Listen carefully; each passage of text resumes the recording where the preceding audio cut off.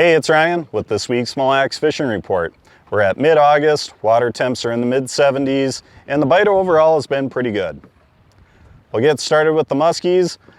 Things are remaining largely the same at this point, and it's going to continue to be this way for probably another month or so.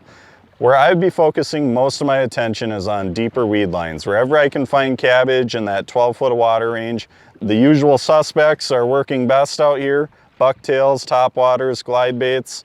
Bucktails, you can either go with smaller bucktails or larger bucktails. That's a personal preference.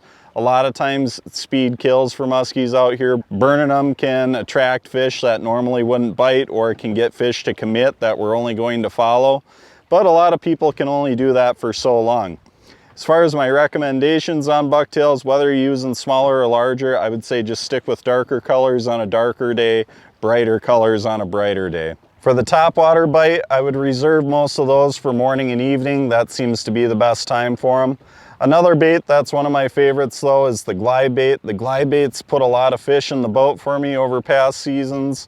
It gets fish to reveal themselves when they won't look at anything else. It's just a great bait out here that I think gets underutilized overall. I usually stick with the bigger glide baits, and when I see a fish, when I move a fish on a glide bait, a lot of times I'll just mark that spot, keep that fish in mind, and I'll come back at them, be it sunrise, sunset, or maybe during a moon phase. Other bites out here at this time in the season are the trolling bite. That's a lot more popular right now.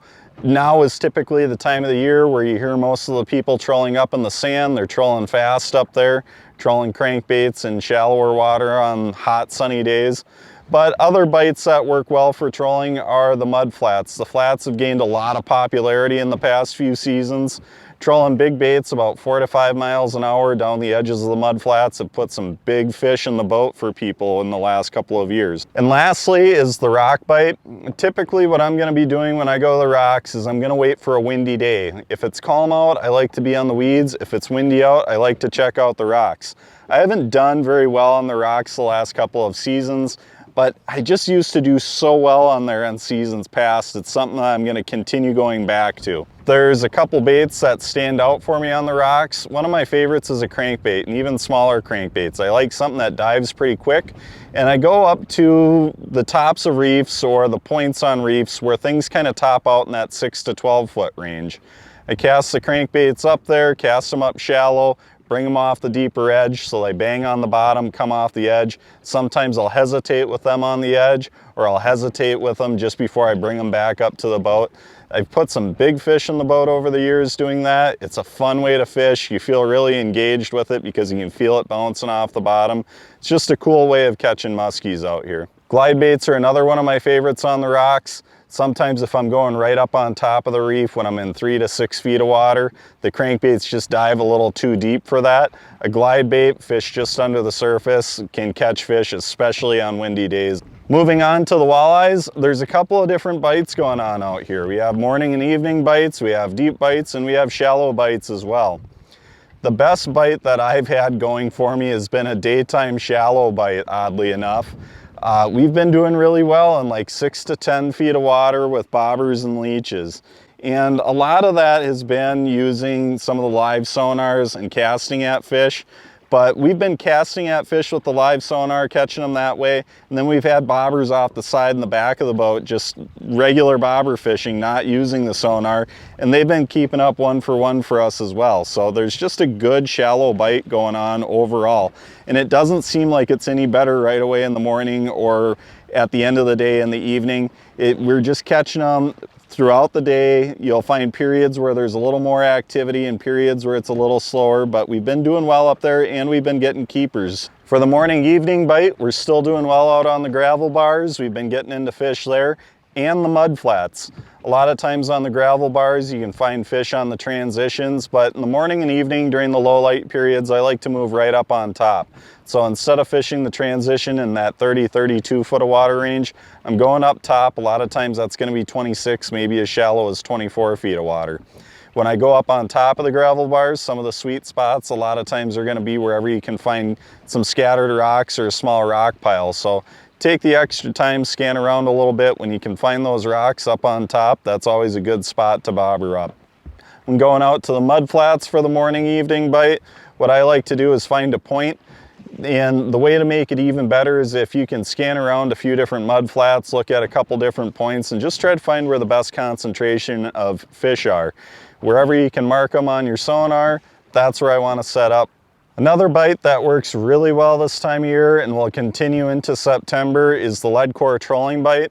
Trolling off the edge of the flats in that 30, 32, 34 foot of water, even as deep as 36 feet in the basin, can be excellent for producing not only numbers of fish, but big fish as well for at least another month here. The key to it is, though, is running smaller crankbaits. Little crankbaits run down deep on lead core, just a few feet off of the bottom, is just a staple out here on Mille Lacs. It's been working really well for at least the last decade.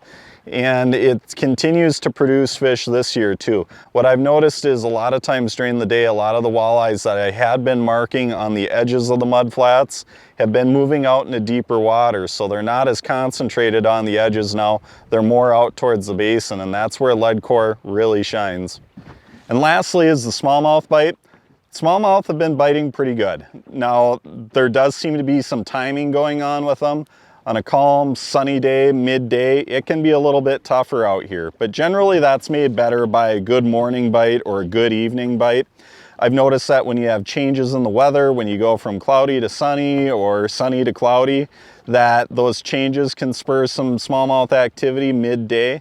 So definitely watch for those things. If you're having some trouble catching fish in the middle of the day and it's just bright and sunny and there's really no changes in the weather, you might just have to wait a little bit for the evening bite. And that has been pretty good for us overall.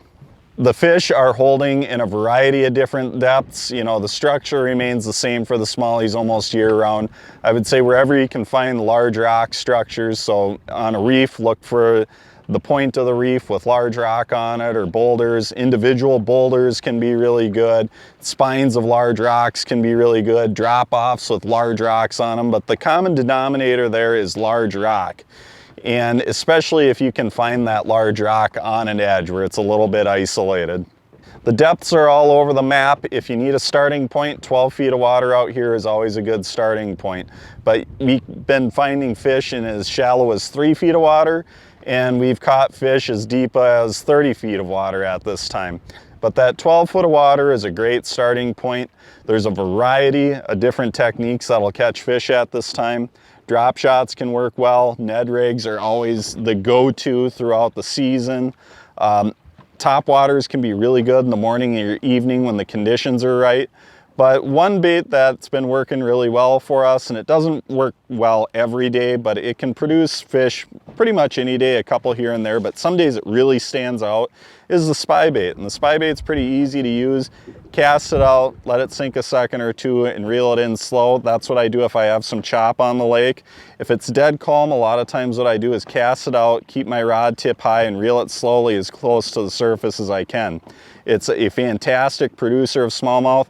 It'll catch all sizes. You'll catch the smallest of the smallmouth on the spy bait, and you'll catch hogs on the spy bait as well. So anything will bite the smallmouth, anything will bite the spy bait. It just seems like it kind of has its days where it shines. One last tip is when fishing the Ned rig, a lot of times they're just using a green pumpkin, regular TRD, putting a 1/10 ounce head on it, 3/32 ounce head. One common mistake that I see so many people make, especially as you move deeper in the water column, is people tend to fish it way too fast. So if you're having trouble catching fish on the Ned rig, or you just haven't had a lot of luck with it in the past, cast it out, let it sink down on slack line. It's really important that it falls on slack line, and drag it in slow. You want to feel everything that's going on the bottom. That's how you're going to catch the most fish. So cast it out, let it sink on slack line so it goes straight down, drag it back to the boat slowly so you're feeling every grain of sand, every rock down there. That's when the Ned rig is most productive. Hey, hopefully these tips help you out, and have a great weekend.